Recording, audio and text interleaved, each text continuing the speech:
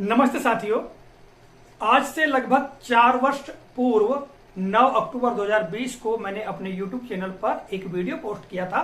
उस वीडियो का शीर्षक था प्रधान पाठक क्या करे यदि अधीनस्थ शिक्षक निर्देशानुसार कार्य न करे। हमारे बहुत सारे शिक्षक साथियों की ये शिकायत थी या कमेंट के माध्यम से वे अक्सर जानकर दिया करते थे कि जो अधीनस्थ शिक्षक है वो नियमानुसार कार्य नहीं करते हैं, कहना नहीं मानते हैं, अपनी मनमानी करते हैं, तो क्या करना चाहिए। तो इस पर मैंने एक वीडियो तैयार किया था और क्या किया जा सकता है इसके बारे में जानकारी दी थी। किंतु उस वीडियो को लगभग 80,000 के ऊपर लोगों ने देखा, अर्थात उसमें 81,000 व्यूज है उस वीडियो पर और लगभग 150 के ऊपर कमेंट हैं।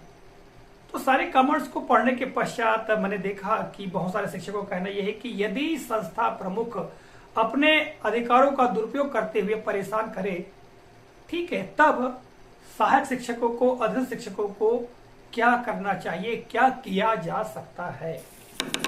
और इस पर वीडियो बनाने के लिए बात कही थी, तो आज के इस वीडियो में हम इसी पर चर्चा करेंगे। देखिए, मैं 3 बातों पर मुख्य रूप से फोकस करूंगा। तो सबसे पहली बात क्या है? पहली बात यह है कि हमारा जो विद्यालय होता है, हमारी जो संस्था होती है, चाहे कोई भी संस्था हो, वो एक परिवार की भांति होता है। परिवार की भांति होता है अर्थात जितने भी कर्मचारी वहां पर कार्यरत हैं वो परिवार के सदस्यों की भांति हैं। अतः संस्था प्रमुख को सभी को मिलजुल कर रखना चाहिए, मेलजोल करके रखना चाहिए और सभी के बीच समन्वय बिठाकर ही कार्य कराना चाहिए ताकि वहां पर पढ़ने वाले बच्चों का उद्धार हो सके और मानसिक दबाव में शिक्षक न आए। जब एक शिक्षक मानसिक दबाव में होता है तो निश्चित तौर से वह बेहतर अध्यापन नहीं करा पाता है। तो ये संस्था प्रमुख का दायित्व होता है कि सभी शिक्षकों शिक्षिकाओं के साथ में समानता का व्यवहार करते हुए सबसे समन्वय बिठा करके कार्य कराएं। ठीक है, तो ये सबसे पहला कार्य है और इसी में सबकी बेहतरी है। यदि किसी प्रकार की शिकायत की बात आती है या शिकायत करने की बात आती है तो उसके परिणाम कुछ अलग ही होते हैं। ठीक है, आगे हम उन पर भी चर्चा करेंगे। तो पहली बात तो यह है कि एक संस्था को परिवार की तरह ही मानते हुए सभी के बीच समन्वय बिठाकर कार्य कराया जाना चाहिए।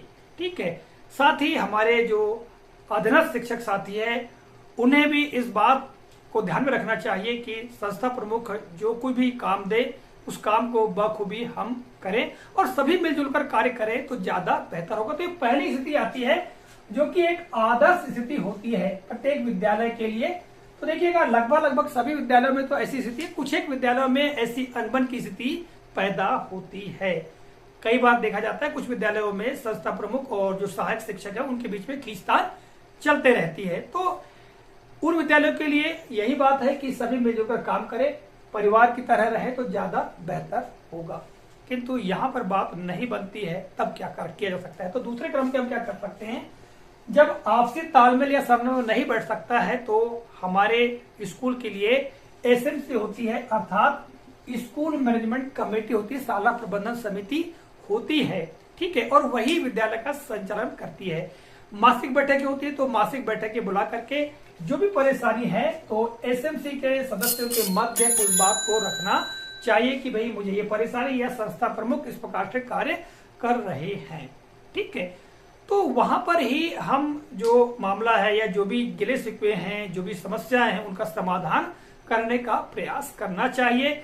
शिकायत का मौका नहीं आना चाहिए या वरिष्ठ कार्यालय शिकायत देने का मौका नहीं होना चाहिए। अगर यही बात सुलझ जाती है एसएमसी में ही तो ज्यादा बेहतर होता है। हम सबके हित में भी होता है, शिक्षकों के हित में होता है, बच्चों के हित में होता है।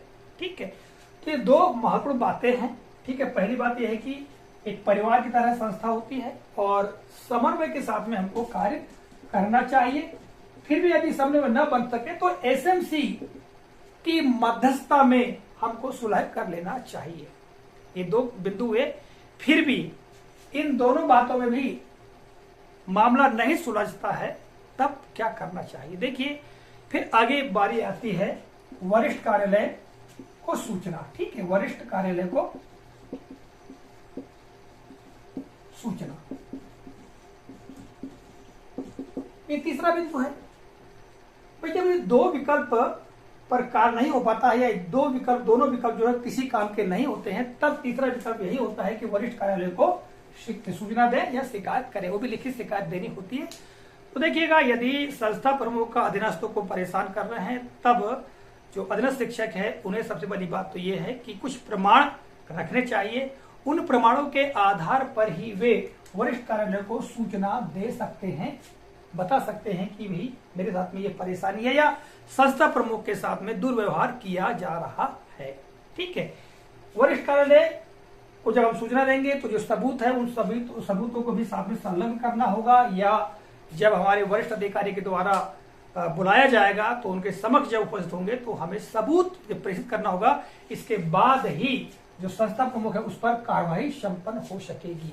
ठीक है, तो देखिएगा, ये जो तीसरा बिंदु है इस पे बात नहीं होनी चाहिए या यहाँ तक बात नहीं जानी चाहिए।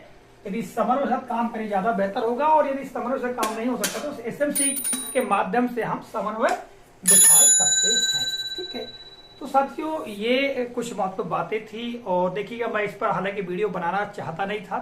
ठीक है, क्योंकि कुछ ऐसी बातें हैं जिन पे बात करना मुझे ठीक नहीं लगता है, फिर भी मैंने हमारे शिक्षक साथियों के कमेंट्स को देखते हुए यह वीडियो बनाने का प्रयास किया है। आशा करता हूं जानकारी आपको उपयोगी लगी होगी। तो मिलेंगे अगले वीडियो में, तब तक के लिए जय हिंद।